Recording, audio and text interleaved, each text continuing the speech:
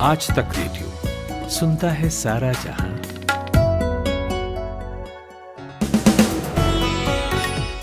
Good evening. 13 जुलाई गुरुवार का दिन भर है ये। मैं हूं जमशेद कमर सिद्दीकी। संसद के मॉनसून सत्र में सरकार एक बिल लाने जा रही है जिससे मौजूदा 42 कानूनों में बदलाव हो जाएगा। कहीं सजा खत्म करके जुर्माना किया जाएगा और कहीं सजा ही खत्म होगी। क्या है ये बदलाव और सरकार को इनकी जरूरत क्यों है? दिन भर की शुरुआत यहीं से करेंगे। फिर मध्य प्रदेश चलेंगे। पेशाब कांड के बाद बुलडोजर एक्शन के खिलाफ कुछ ब्राह्मण संगठनों के विरोध प्रदर्शन हुए। आरोपी के पक्ष में ये धड़ा क्या चुनावी तौर पर मुख्यमंत्री की मुसीबत बढ़ाएगा? और मणिपुर हिंसा पर ईयू में चर्चा होने वाली है आज। भारत ने इसका विरोध तो किया है, लेकिन इस चर्चा का जियोपॉलिटिक्स में भारत के लिए क्या मतलब है? फिर दिल्ली लौटेंगे, जहां कई इलाकों में बारिश के बाद बाढ़ का पानी घुटनों से ऊपर हो गया है। समझेंगे कि हर साल की इस आपदा को सरकार क्यों नहीं संभाल पाती है और आखिर कैसे हो जाता है पानी हर बार सर के ऊपर। और आखिर में आज की भौंचा खबर भी सुनेंगे, लेकिन उससे पहले सुनते हैं 60 सेकंड्स हेडलाइंस चेतना काला से। शुक्रिया जमशेद। फ्रांस पहुंचे PM Modi. Red carpet, guard of honour के साथ हुआ स्वागत। होटल के बाहर लगे भारत माता की जय के नारे। चंद्रयान 3 की लॉन्चिंग के लिए काउंटडाउन हुआ शुरू। रॉकेट से कल दोपहर 2:35 पर भेजा जाएगा। इसरो वैज्ञानिकों ने मॉडल लेकर तिरुपति में की पूजा। G20 समिट में बोले गृह मंत्री अमित शाह, आतंकवादी पहचान छिपाने के लिए कर रहे हैं डार्क नेट का इस्तेमाल। उत्तराखंड में लगातार हो रही भीषण बारिश से 14 और 15 जुलाई को सभी स्कूल रहेंगे बंद। दिल्ली में यमुना खतरे के निशान से 3 मीटर ऊपर 3 वाटर ट्रीटमेंट प्लांट हुए बंद। राजधानी में हैवी व्हीकल्स की एंट्री पर रोक। सुप्रीम कोर्ट कॉलेजियम ने 3 हाईकोर्ट जजों को अलग अलग हाईकोर्ट में ट्रांसफर करने की सिफारिश। सरकार ने दी मंजूरी। यूक्रेन नहीं आना चाहते इजराइल के पीएम ज़ेलेंस्की बोले, मैंने नेतन्याहू को कई बार न्योता दिया, वो हमें मिसाइल डिफेंस सिस्टम भी नहीं देते। भूटान में तेज बारिश से पश्चिम बंगाल के अलीपुरद्वार में तबाही, 2 लोगों की हुई मौत। भारत में 20 लाख में टेस्ला की कार लाएंगे मस्क। प्लांट लगाना चाहती है कंपनी। हर साल 5 लाख इलेक्ट्रिक व्हीकल होंगे तैयार। यह है दिन भर और मैं हूं Jamshed Qamar Siddiqui. Ease of doing business की राह पर चलते हुए कल केंद्रीय मंत्रिमंडल ने जन विश्वास विधेयक 2003 को मंजूरी दे दी। दावा है कि इस विधेयक के जरिए सरकार सिस्टम में अरसे से चल रही लाल फीताशाही को खत्म करना चाहती है। संसद के मॉनसून सत्र में इसे पेश किया जाएगा। सरकार इस बिल के जरिए देश के 19 मंत्रालयों से जुड़े 183 प्रावधान बदलेगी या खत्म करेगी। कुछ ऐसे अपराध जो आमतौर पर छोटे माने जाते हैं, पर उन पर सजा का नियम बदलकर जुर्माना किया जा सकता है। कहा जा रहा है कि पीएमएलए यानी कि prevention of money laundering act में भी बदलाव होंगे और इस बात का प्रवर्तन निदेशालय विरोध भी कर रहा है। इसी तरह आईटी एक्ट 2000 के तहत अगर आप किसी की निजी सूचना का खुलासा करते हैं तो इस पर अब तक 3 साल की कैद और 5 लाख के जुर्माने का प्रावधान है, लेकिन जन विश्वास बिल के तहत इसे डीक्रिमिनलाइज करके 25 लाख रुपए का जुर्माना कर दिया जाएगा। और क्या बड़े बदलाव इस बिल के जरिए प्रस्तावित हैं और इनकी जरूरत क्यों थी, समझने के लिए हमने बात की सुप्रीम कोर्ट के सीनियर लॉयर विराग गुप्ता से। देखिए, ये एक बड़ी लंबे समय से चल रही प्रक्रिया है, क्योंकि जो भारत में कानूनों की व्यवस्था है वो 2 शताब्दी पुरानी है और उसमें अधिकतर कानूनों में सनसेट क्लॉज नहीं है। सनसेट क्लॉज मतलब कि एक निश्चित अवधि में खत्म होने के लिए। तो पुराने कानूनों से कई बार उनका दुरुपयोग होता है, भ्रष्टाचार बढ़ता है और लाल फीताशाही बढ़ती है। लेकिन पुराने कानूनों को खत्म करने के कई बार ऐसे पहलू भी होते हैं कि नई कानूनी व्यवस्था बनाए बगैर अगर पुराने कानून खत्म किए गए तो उससे दिक्कत बढ़ती है। तो इसके लिए विधि आयोग ने बहुत सारी बातें की थी और बजट में जो घोषणा की गई थी उसके हिसाब से लगभग 3400 कानूनों के माध्यम से 39,000 कंप्लायंसेस को खत्म किया जा रहा है या खत्म किया गया है। और सरकार का दावा है कि इससे ease of doing business, ease of living ये सुधरेगी। तो 2 तरीके के सुधार हो रहे हैं। एक हो रहा है बिजनेस सेंट्रिक मतलब व्यापार आधारित और दूसरा पब्लिक सेंट्रिक लोक आधारित। तो जो अभी जो कानूनों में जो जन विश्वास बिल से बदलाव होंगे वो लगभग 42 कानून हैं, उनमें 183 प्रोविजंस हैं और ये लगभग 19 मंत्रालयों से जुड़े हुए हैं। इनमें वित्त मंत्रालय, कृषि मंत्रालय, वाणिज्य मंत्रालय, पर्यावरण मंत्रालय, सड़क, डाक, आईटी, तो इनसे जुड़े हुए कई सारे कानून हैं जिनमें सरकार मोटे तौर पे दो चीजें कर रही है।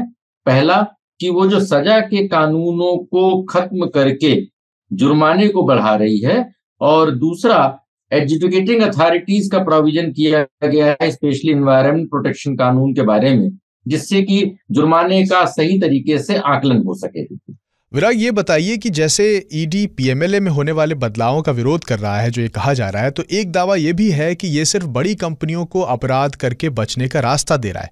आपके मुताबिक ये तर्क कहाँ ठहरते हैं, और क्या जनविश्वास विधेयक के जरिए डीक्रिमिनलाइज करना असल में आसानी लेकर आएगा या इससे और मुश्किल होगी? देखिए, ये जो ईडी इस समय 3-4 अलग तरीके के दिक्कतों से गुजर रही है। एक अभी है उनके ईडी के डायरेक्टर के बारे में सुप्रीम कोर्ट का नया फैसला आया है। दूसरा, अभी फाइनेंस मिनिस्ट्री ने नोटिफाई किया है, जीएसटीएन को नोटिफाई किया है, और जीएसटीएन को नोटिफाई करने से लोगों को डर है कि जो आम व्यापारी है वो उसके दायरे में आ सकते हैं।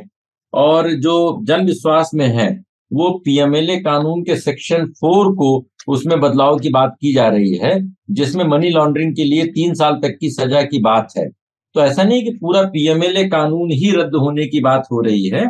और पीएमएलए कानून की एक पुरानी कानूनी परंपरा है, और समय के साथ जब अपराधों के आकार प्रकार और उनके दायरे बढ़ते जाते हैं तो पुराने कानूनों में शिथिलता देने का एक हमेशा प्रयास होता रहता है। तो मुझे नहीं लगता है कि सिर्फ इस कानून में बदलाव से ईडी की किसी तरीके से ताकत कमजोर होगी, क्योंकि ईडी के पास दूसरे तमाम तरीके के कानूनी अधिकार हैं जिनके बेजा इस्तेमाल पर ज्यादा बहस चल रही है, जिससे कोई बहुत ज्यादा फर्क पड़ने की उम्मीद नहीं लगती है।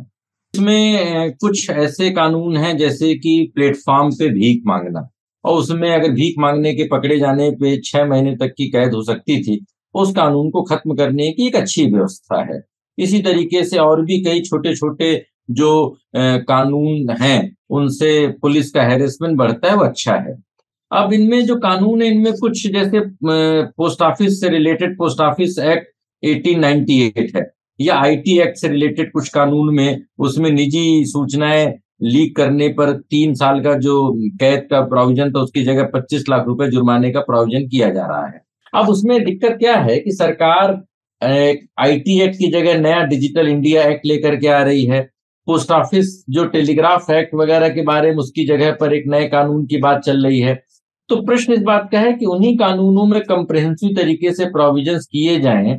अगर इस तरीके से आईटी एक्ट या पोस्ट ऑफिस एक्ट वगैरह कानूनों में जब मनमाने तरीके से बदलाव होते हैं, तो उनका फायदा कई बार ऑनलाइन कंपनियां जो होती हैं, या जो बड़ी बड़ी टेक जाइंट्स होते हैं वो, या फार्मेसी पे कुछ जो कानूनों में बदलाव है, तो जो ऑनलाइन फार्मेसी वाले हैं, तो ऑनलाइन और डिजिटल प्लेटफॉर्म्स के लिए पहले से ही कोई कानून नहीं है, और परंपरागत कानूनों के दायरे से उनको अगर मुक्त कर दिया गया तो वो लोग स्वच्छंद हो जाएंगे, अराजक हो जाएंगे, और लोगों के पास अपनी सुरक्षा के लिए इंतजाम नहीं है, और कानूनी प्रावधान नहीं है, और राज्यों में भी इनके बारे में अधिकार नहीं है। अभी कुछ दिनों पहले बिहार से खबर आई थी कि वहां पर लोन ऐप्स को बंद करने के लिए सरकार के पास उन्होंने सजेशंस भेजे हैं। अभी ऑनलाइन गेमिंग के बारे में तमिलनाडु के मामले पर भी सुनवाई कोर्टों में चल रही है। तो ये सारे प्रक्रियाओं में राज्यों को भी साथ में रख करके अगर कानूनी बदलाव किए जाएं तो ज्यादा बेहतर तरीके से कानून का शासन लागू हो पाएगा। विराग, ये तो बात है बड़ी कंपनियों की या कारोबारियों की। अब ये बताइए कि आम जनता के लिए इसमें क्या है? देखिए, आम नागरिक के लिए इसमें सीधे प्रत्यक्ष तौर पर कुछ नहीं है, लेकिन आम नागरिक तो वही लोग हैं जो प्रोफेशनल्स हैं, जो व्यापार करते हैं, जो कंपनियों में नौकरी करते हैं, और अगर उन कंपनियों को बेवजह के कानूनों के पालन से मुक्ति मिलेगी तो निश्चित तौर पर उनका भी इसमें भला होगा। और सरकार इस बारे में दावा है सरकार का कि 352 पॉइंट का 352 पॉइंट का एक पूरा डिटेल्ड एक्शन प्लान है। तो ये सिर्फ ईज ऑफ डूइंग बिजनेस नहीं है, इसके तहत ईज ऑफ लिविंग भी है। और ईज ऑफ लिविंग मतलब कि अनुच्छेद 21 के तहत लोगों के जीवन का अधिकार। तो इसमें जब जेलों की में लोग कम जाएंगे, मुकदमेबाजी कम होगी, तो लोगों को जल्दी उसमें मुकदमों से राहत मिलेगी, और कोर्ट कचहरी का चक्कर कम होने से एक समाज में एक समरसता बढ़ेगी। तो इस लिहाज से कम है, लेकिन ये बात समझना जरूरी है कि इन कानूनों के सरलीकरण के आड़ में कहीं बड़ी कंपनियों को, बड़े टेक जाइंट्स को मनमाफिक तरीके से सहूलियत तो नहीं दी जा रही। और एक जरूरी बात यह है कि इन कानूनी बदलाव को अभी कैबिनेट ने मंजूरी दी है, और मानसून सत्र में संसद में जब इनको बहस के बाद पूरी मंजूरी होगी, जब विधेयक बन के राष्ट्रपति इसको अपनी इसमें मुहर लगाएंगे, उसके बाद ही एक सारी कानूनी स्थिति स्पष्ट होगी कि क्या क्या कानूनों में किन बदलावों को अंतिम तौर पर संसद ने मंजूरी दी है। शुक्रिया विराग गुप्ता। वैसे एनसीआरबी के 2021 के आंकड़ों के मुताबिक कुल 4,25,000 की क्षमता वाले जेलों में 5,54,000 कैदी हैं। अगर जन विश्वास विधेयक आता है तो इस संख्या में भी कमी देखने को मिलेगी, ऐसा दावा सरकार का है। मध्य प्रदेश के सीधी में हुए पेशाब कांड के बाद लोगों का रोष तो आरोपी पर कार्रवाई के बाद खत्म हो गया था, लेकिन अब चर्चा में कुछ और भी है। आरोपी पर रासुका लगाकर कार्रवाई करने की घोषणा खुद मुख्यमंत्री शिवराज सिंह चौहान ने की थी।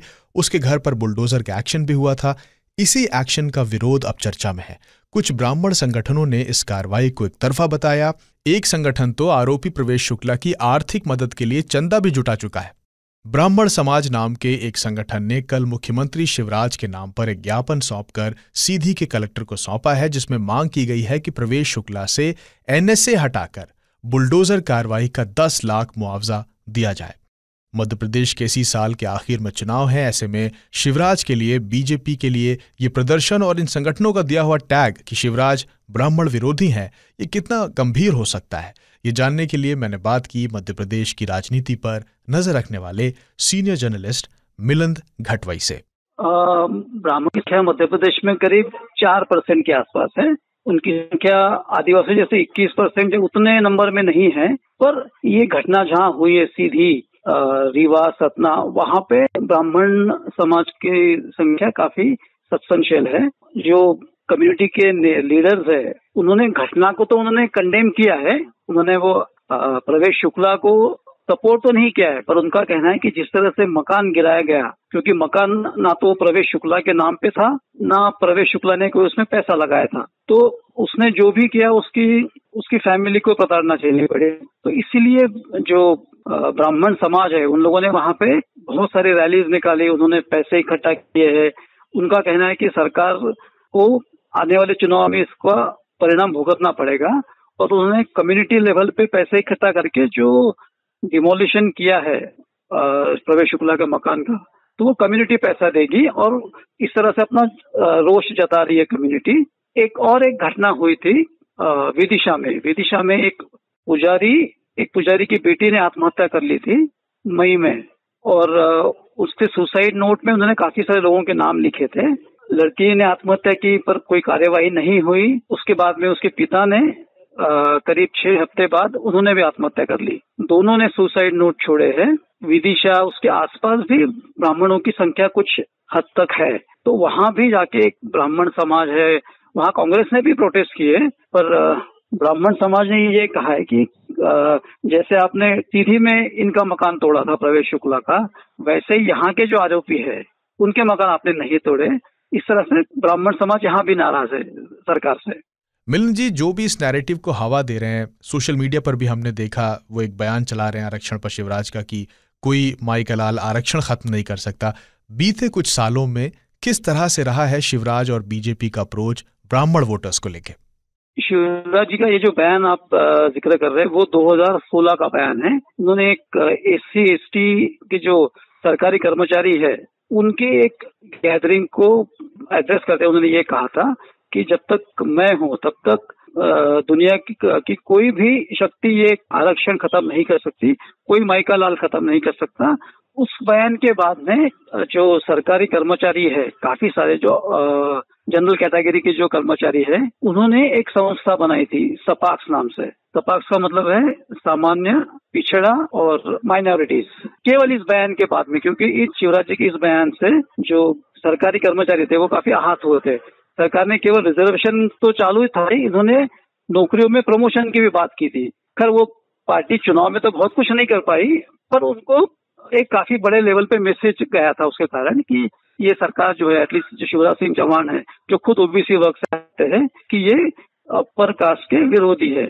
पर उसमें और एक घटना हुई थी ग्वालियर चंबल बेल्ट में, इसका काफी असर हुआ था। इस घटना का नहीं, सुप्रीम कोर्ट का एक रूलिंग आया था जिसमें सुप्रीम कोर्ट ने ये जो SC/ST एक्ट है, SC/ST एक्ट को, उसके जो कुछ प्रोविजंस थे उनको डाइल्यूट किया, ऐसा आरोप था।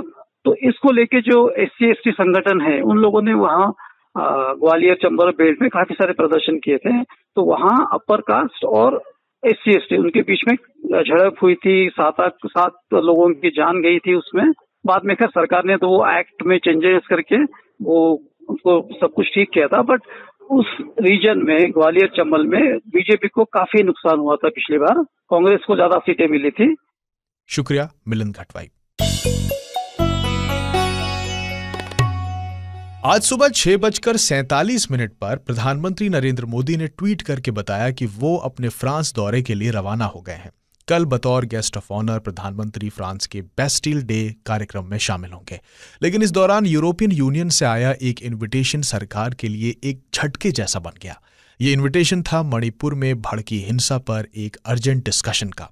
भारत ने तो इस डिस्कशन के प्रस्ताव को ठुकरा दिया, लेकिन ब्रसेल्स में यूरोपियन यूनियन की संसद में आज इस मुद्दे पर डिबेट होने वाली है। यूरोपीय यूनियन की संसद ने भारतीय जनता पार्टी के राष्ट्रवादी एजेंडा की निंदा की है। इस पर भारत के फॉरेन सेक्रेटरी विनय क्वात्रा ने कहा कि उन्होंने यूरोपीय यूनियन की संसद को बता दिया है कि मणिपुर भारत का इंटरनल मैटर यानी कि आंतरिक मामला है। पिछले 2 महीने से भारत के उत्तर पूर्वी राज्य मणिपुर में हिंसा का मंजर जारी है। यूक्रेन वॉर के बाद हमने देखा कि अंतर्राष्ट्रीय संगठनों में मानवाधिकार, अल्पसंख्यक और हिंसा जैसे मुद्दों को लेकर चर्चा और तेज हुई है। फ्रांस में भी हाल ही में एक नाबालिग बच्चे की गोली मारकर पुलिस ने हत्या की थी। दावा है कि यह हत्या भी नस्लीय भेदभाव की वजह से हुई थी। तो ये समझने के लिए कि भारत सरकार के लिए EU में मणिपुर हिंसा पर होने वाली चर्चा कितनी बड़ी चिंता होगी, हमने बात की अंतर्राष्ट्रीय मामलों के जानकार और JNU में पढ़ाने वाले अमिताभ सिंह से। देखिए, मणिपुर में जो हिंसा हो रही है उसमें सरकार अपना पूरा एफर्ट नहीं कर रही, ये तो सबको पता है। और ये पूरी तरह से एक भारतीय मसला है, इसको अंतर्राष्ट्रीयकरण करने की कोई जरूरत नहीं थी यूरोपियन यूनियन पार्लियामेंट को। और खासकर ऐसे समय जब प्रधानमंत्री मोदी अपनी आधिकारिक यात्रा पर फ्रांस जा रहे हैं, तो ऐसे समय में इसमें पॉलिटिक्स या ये कहें एंटी इंडिया इंटरेस्ट की बू ज्यादा आती है, न कि इसमें ह्यूमन राइट्स या जो भी यूरोपियन पार्लियामेंट के रेजोल्यूशन में कहा गया है। और ये भी सही है कि जब भी भारत के प्रधानमंत्री या मोदी जी गए हो या मनमोहन सिंह गए हो या उसके पहले जो भी जाता है, उसमें हमने ऑब्जर्व किया है कि ऐसे में हमेशा ऐसे लोग या ऐसी बातें उठाई जाती हैं जो भारत के हितों को साधने के लिए नहीं होती हैं। अच्छा अमिताभ जी, इसकी एक टाइमिंग देखें तो ये तब हो रहा है जब प्रधानमंत्री फ्रांस के दौरे पर हैं। तो क्या ये मानने के कारण है कि इस तरह की घटनाओं के पीछे कोई पॉलिटिकल मोटिवेशन होता है? और EU पार्लियामेंट में क्या डिस्कस होगा, ये किसी तरह की लार्जर प्रेशर पॉलिटिक्स का हिस्सा होता है? देखिए, जब भी इस तरह के रेजोल्यूशंस पास किए जाते हैं तो एक प्रेशर ग्रुप होता है इन सारे जो हम कहें वेस्टर्न लिबरल कैपिटलिस्ट डेमोक्रेसीज में, जो किसी न किसी तरह मुद्दों पर भारत को घेरने की और भारत को साधने की कोशिश करता है। और सिर्फ भारत ही नहीं, आप अगर ध्यान देंगी तो चीन अगर के राष्ट्रपति जाएं उन पे होता है, रूस के राष्ट्रपति जाएं उन पे होता है। तो ये एक यूजुअल टेंडेंसी है कि जो लोकल प्रेशर ग्रुप्स होते हैं यूरोप में, चाहे अमेरिका में भी, अमेरिका में तो ये ज्यादा होता है, वो अपनी हितों को साधने के लिए और दुनिया को दिखाने के लिए कि बहुत इफेक्टिव हैं, वो ऐसी चीजें करते हैं। और ऐसे समय में जब भारत के प्रधानमंत्री नरेंद्र मोदी वहां जा रहे हों, ऐसे समय में ये बेवजह किसी एक घटना को, जो जाहिर है बड़ी घटना है, उसको अंतर्राष्ट्रीयकरण किया जा रहा है जिसकी कोई जरूरत नहीं थी। ये तो उसी तरह हो गया जैसे भारतीय पार्लियामेंट कहे कि जो रवांडा में रेफ्यूजीज भेजे जा रहे हैं ब्रिटेन द्वारा, उनका हम खंडन करते हैं। यानी जो असाइलम सीकर्स हैं उनको रवांडा भेजने की भी एक प्रक्रिया इंग्लैंड ने शुरू की थी, यूके ने शुरू की थी, उसको भारतीय पार्लियामेंट कंडेम करे या उसको गलत कहे। तो ये बिल्कुल एक आंतरिक मामला जैसे यूके का था वैसे हिंदुस्तान का है, इसमें किसी के हस्तक्षेप करने की जरूरत ही नहीं है। जी, लेकिन ये भी सच है कि भारत सरकार को बीते कुछ साल में अक्सर अंतर्राष्ट्रीय मंचों पर ह्यूमन राइट्स से जुड़े मसलों पर चुनौतियों का सामना करना पड़ा है। पश्चिम को हम इस तरह के मौके देते रहे हैं। तो अगर मानव अधिकार के मुद्दे पर भारत सरकार की छवि अच्छी नहीं है तो इसकी बड़ी वजह क्या है और भारत कैसे इन मसलों को एड्रेस कर सकता है? देखिए, मानव अधिकारों की कोई सार्वभौमिक परिभाषा नहीं दी गई कि ये मानव अधिकार हैं, ये मानव अधिकार नहीं है। इसीलिए हम कहते हैं ह्यूमन राइट्स यूनिवर्सल नहीं हो सकते, सार्वभौमिक मानव अधिकार नहीं हो सकते। और सिर्फ भारत को ही नहीं, जैसा मैंने पहले कहा कि भारत के अलावा जितने भी एशियाई राज्य के, एशियाई देशों के राष्ट्राध्यक्ष या शासनाध्यक्ष जाते हैं, उसमें आप देखेंगे कि ये पैटर्न है जो वेस्ट में इस टाइप के प्रेशर ग्रुप्स इन बातों को उठाते रहे हैं। और ये हमारा जो वैल्यूज है, हमारे जो वैल्यूज हैं और उनके जो वैल्यूज हैं, उनमें समानता नहीं होने के कारण ऐसे प्रश्न उठते हैं। प्रधानमंत्री मोदी जैसे कुछ दिनों पहले अमेरिका गए थे तो वहां भी ऐसी बातें की गई थी। वहां भी करीब 70 से ज्यादा हाउस ऑफ रिप्रेजेंटेटिव्स और सेनेट के मेंबर ने प्रधानमंत्री मोदी के भाषण का बहिष्कार किया था इन्हीं मुद्दों को लेकर, लेकिन उस समय हाईलाइट नहीं किया गया और कोई ऑफिशियल बयान नहीं आया। लेकिन बाद में बराक ओबामा ने जब बोला इन्हीं मुद्दों पर, जब जो यूरोपियन पार्लियामेंट के सदस्य बोल रहे हैं या जो रेजोल्यूशन पास किए जा रहे हैं, उसमें भारत ने विरोध किया। तो मुझे लगता है जाहिर है इस पर एक कड़ा स्वर भारत की तरफ से भी आएगा। अभी तो यह आधिकारिक और कूटनीतिक डिप्लोमेटिक रिस्पॉन्स हुआ है, लेकिन मुझे लगता है इसका प्रतिकार और इस कड़े शब्दों में भारत सरकार द्वारा भी किया जाएगा। शुक्रिया अमिताभ सिंह। लगभग 45 साल पहले दिल्ली में यमुना नदी 207.49 मीटर्स जलस्तर पर बह रही थी, जिसके बाद दिल्ली ने जबरदस्त बाढ़ देखी। इस साल हालात कुछ वैसे ही हैं।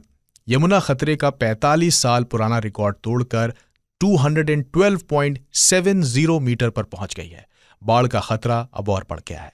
बोट क्लब, मोनेस्ट्री मार्केट, पुराने रेलवे ब्रिज के पास नीली छतरी मंदिर, यमुना बाजार, गीता घाट, नीम करोली गौशाला, विश्वकर्मा और खड्डा कॉलोनी, गढ़ी मांडू, मजनू का टीला, वजीराबाद भी ये वो इलाके हैं जहां खतरा सबसे ज्यादा है। प्रशासन लगातार लोगों से सेफ इलाके की तरफ जाने के लिए कह रहा है। लोग परेशान हैं कि एक ठिकाना छोड़कर दूसरा कहां ढूंढ लें। हमारा लड़की के शादी था, 4 महीना दिन एक सामान जोड़ के रख रहे थे घर में, सारा समझ निकला, खाली जेल लेके भागे। 8 बजे 9 बजे रात के हम लोग पुलिस लिया, गेट पीटने लगा। दिल्ली के मुख्यमंत्री अरविंद केजरीवाल पिछले 2 दिन से दोहरा रहे हैं कि हरियाणा और हिमाचल प्रदेश ने जो पानी छोड़ा उसकी वजह से ये नौबत आई है।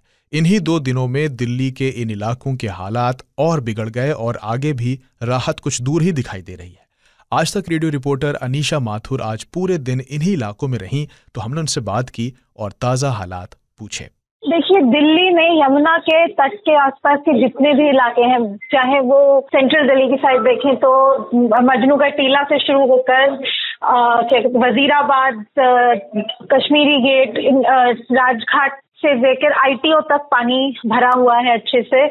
उसके अलावा सुबह ये भी खबर आई थी कि DND आश्रम साइट पर भी जल भराव की स्थिति हुई है सरायकाले खां बस अड्डे के आसपास, तो उसकी वजह से भी थोड़ा ट्रैफिक को भी असर पड़ा था। जहां बेसिकली जहां से जमुना गुजरती है वहां पर दिल्ली में आज थोड़े हालात गंभीर ही रहे हैं। ईस्ट दिल्ली की साइड अगर आप देखें तो पुश्ता एरिया से यमुना विहार पर और मयूर विहार तक भी, कॉमनवेल्थ गेम्स विलेज जो है वहां पर आगे काफी आगे तक भी पानी आया है। शास्त्री पार्क की साइड उससे ज्यादा वजीराबाद की तरफ, शास्त्री पार्क से वजीराबाद की तरफ भी पुश्ते पर पानी आया है। तो पूरी दिल्ली में आप जितने भी तटवर्ती इलाके हैं सारे में ही आज पानी आया है, क्योंकि यमुना नदी का जो जल स्तर है वो जो डेंजर मार्क है 205 मीटर का, उससे भी 3 मीटर ऊपर था, 208 पर पानी था आज के दोपहर में। और कई जगहों पे हमने ये देखा है जहाँ पे हमारे रिपोर्टर्स अलग अलग जगहों से रिपोर्टिंग कर रहे थे कि किस तरह से घरों में पानी गया है, लोगों को इवैक्यूएट किया गया है। कई हजार लोग जो हैं उनको इवैक्यूएट किया है। जान माल का नुकसान तो अभी तक की कोई खबर आई नहीं है, लेकिन काफी हद तक डैमेज जरूर हुआ है। घरों में डैमेज हुआ है, मिट्टी गई है, कूड़ा गया है। मेन रोड जो है, रिंग रोड जो है दिल्ली की, जो आर्टरी मानी जाती है, उस पर काफी हद तक पानी भरा है। कश्मीरी गेट ISBT बस अड्डा जो है वहां पर पूरा अंदर तक पानी भरा है। बहुत सारी बसें बाहर निकालनी पड़ी। कल रात से ही ये काम शुरू हो गया था। तो काफी हद तक हमने ये देखा है कि जितने भी तटवर्ती इलाके हैं सब पर ही इफेक्ट पड़ा है। अनीशा, आपने जिम्मेदारों से बात की है, मौसम विभाग से लेकर प्रशासन तक। निजात कैसे मिलेगी, हालात कब सुधर जाएंगे, इसका क्या जवाब है उनके पास? देखिए, लगभग 11:15 बजे अभी आज दोपहर को पुलिस की तरफ से मैसेज ये आई थी कि बैराज के गेट जो हैं हथनीकुंड बैराज के, वो बंद कर दिए गए हैं।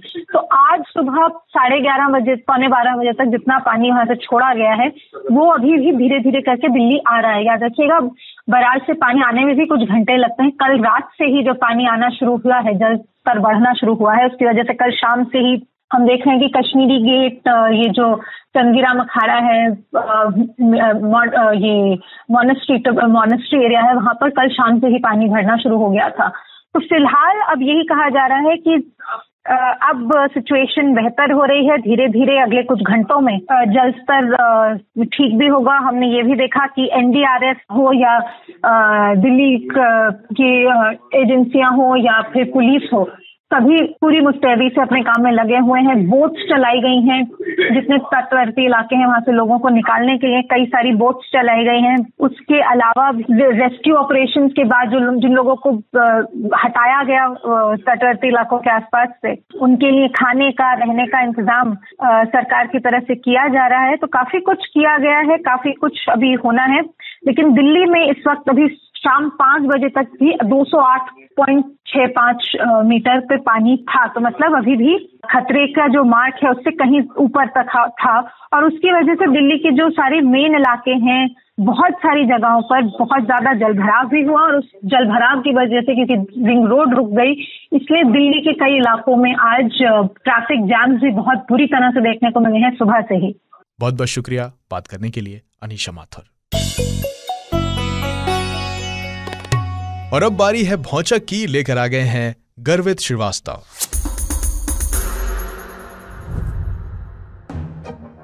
एक अच्छे नागरिक को कार चलाते वक्त किन किन बातों का ख्याल रखना चाहिए?